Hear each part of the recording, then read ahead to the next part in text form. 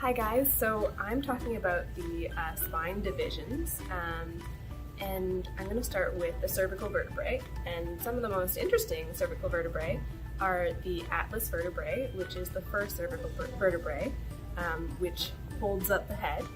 And it looks like this. It's got the two wings on either side. And then its buddy, the axis vertebrae, helps it rotate and pivot and do the no motion. And it's got this very big blade-like spinal process on it. The cervical vertebrae, there are 7 of them in almost every mammal, including the giraffe. All right, so the next portion is the thoracic vertebrae. So it is dorsal to the thorax or the chest region. And you can recognize them by the very tall spinal processes on the back here. The transverse processes will attach to the rib heads right here, and they're each associated with one rib.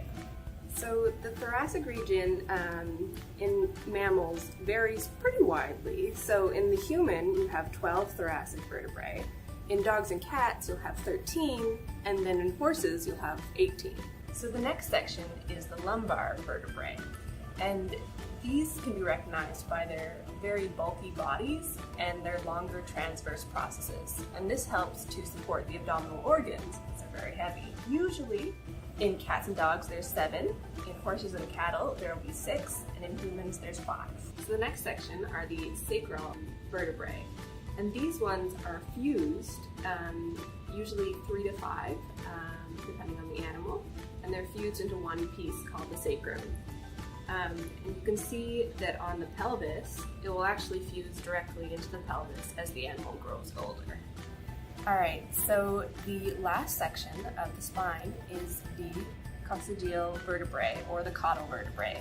And what's interesting about this is that they really vary a lot in number and appearance. You have vertebrae that look a lot like the rest of the spine, but as you get closer to the end of the tail, they become just really small little bones. So the coccygeal vertebrae in cats tend to be from around 5 to 23 vertebrae. In dogs, it's usually 20 to 23 in a non-docked tail. And then in cattle and horses, you have about 18 to 20 or 15 to 21.